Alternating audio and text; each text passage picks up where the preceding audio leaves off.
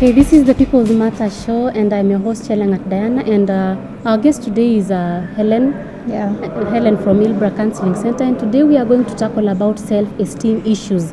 I know most of us have some issues depending on the background we are brought in, and I know that today, after listening to what is going to be given to you, you are going to improve how you view yourself. So welcome, Helen. Asante, Diana. Thank you so much, Diana. I'm happy to be back in the studio again today dealing with self-esteem.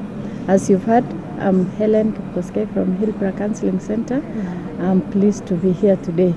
So we are going to start by trying to understand this self-esteem issue. What is it? What is self-esteem?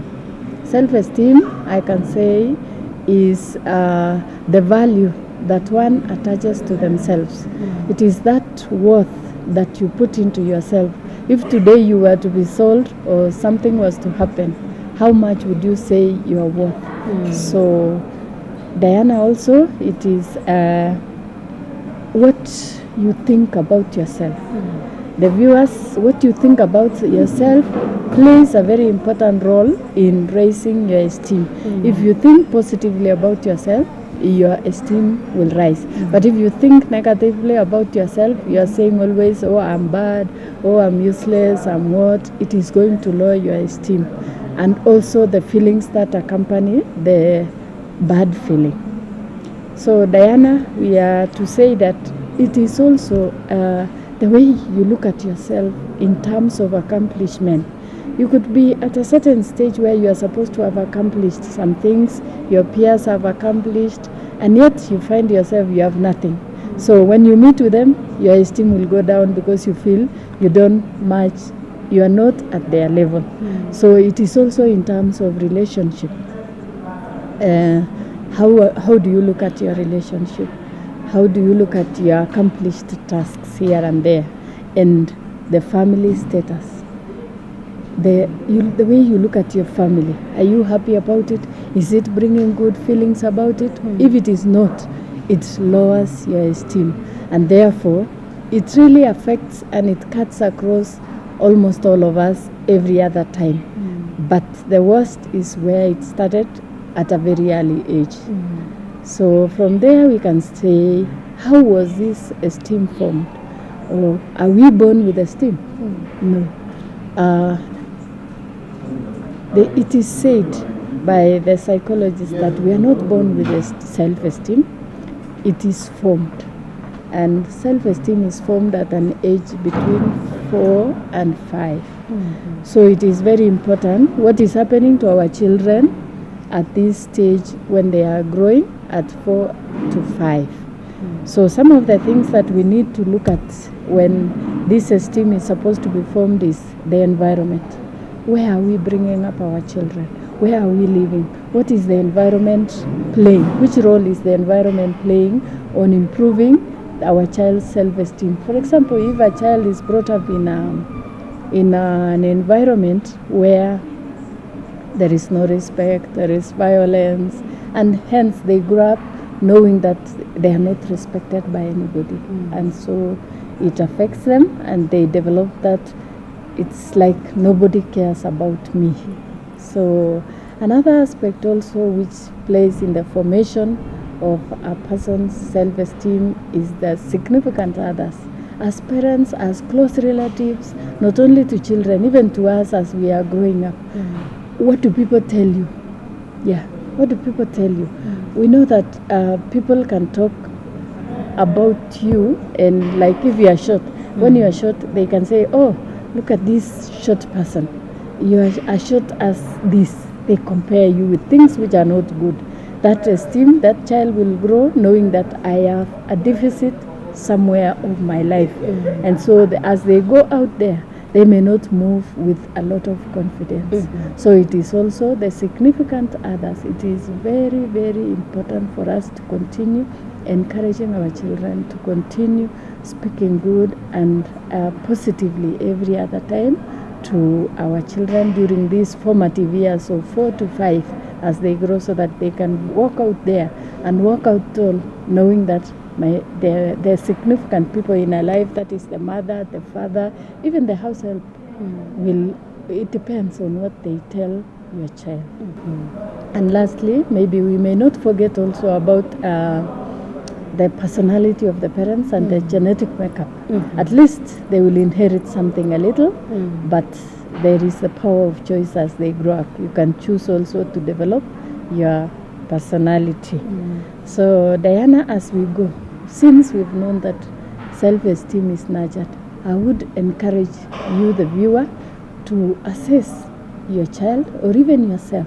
Once you know, you try to find out ways that how do I improve myself.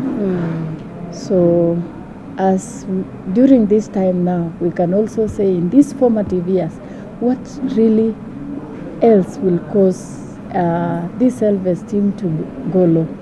It is also the significant others and providing the basic needs. When one grows without most of the basic needs, it's most likely that they can have a lowered self-esteem. You can imagine a home, you have no shelter, you have no clothing, and you are in the community where other people have much. Yeah, also it is the time spent together, especially with children. Yeah, and if it is a spouse, if it is in a relationship, sometimes time spent together will help to build your esteem, each other's esteem in this relationship. But if you have no time, you wonder what is happening, what is missing. And finally, respect and praise. We need to tell them, encourage them, good, that is very good. Those ones alone are very important points to raise an esteem. Yeah. Okay, as you talked about a stage at which self-esteem develops, that is around 4 to 5 years. But at that time, I think the child is not able to identify his or her strengths and weaknesses. At what stage in life does one identify that I can do this, but I cannot do this? Okay, maybe I take you back to the developmental stages, which was covered by someone else another time, and it says that during this time, when the child is trying to do this, they are trying to be creative, and the significant others encourage that child. Yeah, that is when now they form.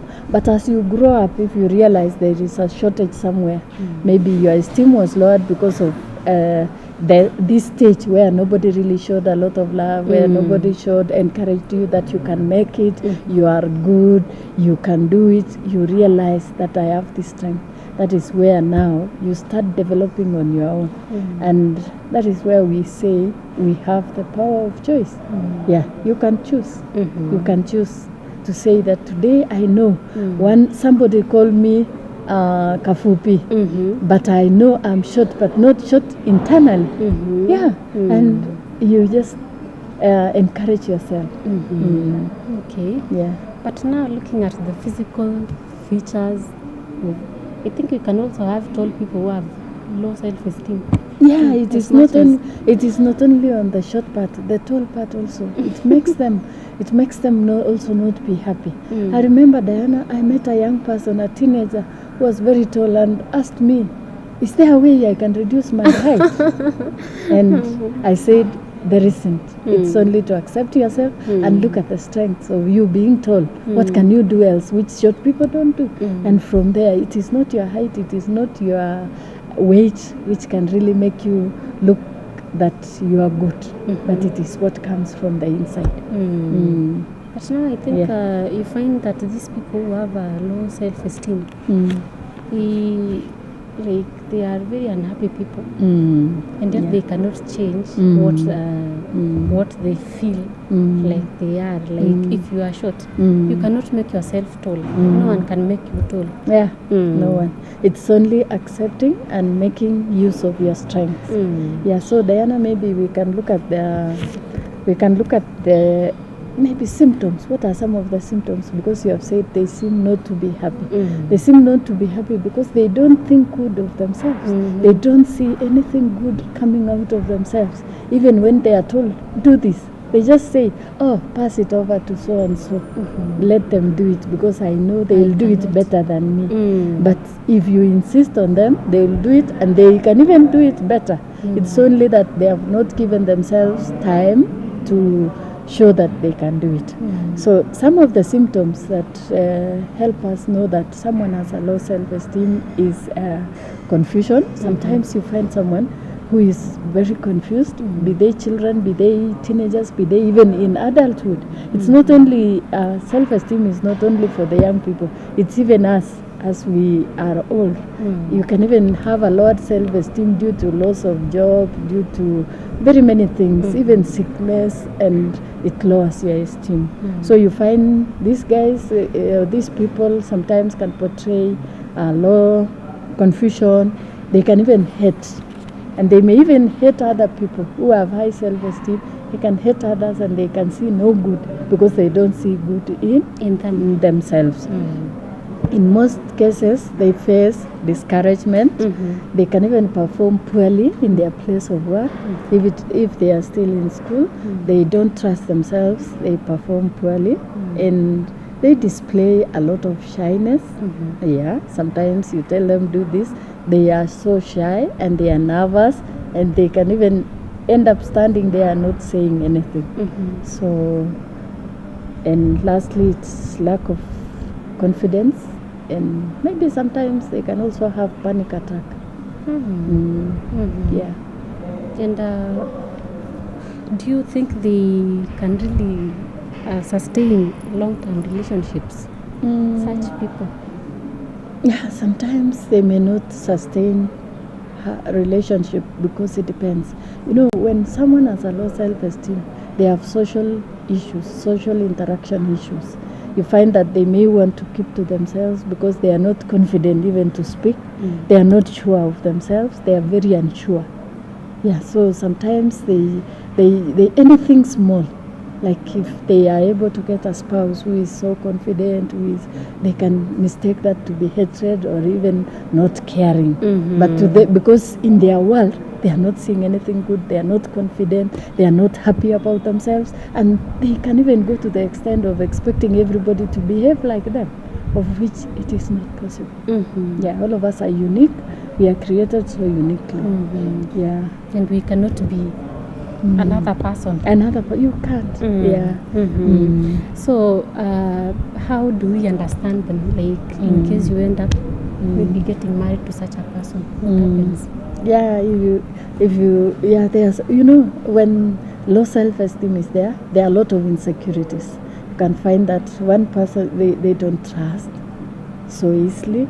So these insecurities, this fear, which was implanted in them as they were growing up, they transferred. But you can help them by continually speaking to them, and if it goes beyond, they need to seek help. They can say, this is something which has really troubled me and I don't know how to go about it. And a professional will help them grow in building their self-esteem by identifying their strength, by knowing how to manage their time, by knowing how to set goals for themselves.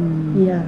Okay, Helen, now that we are going for a short break. Yes. And when we come back, we are going to continue talking about having a relationship with someone who has a very low self-esteem. So stay tuned. Asante.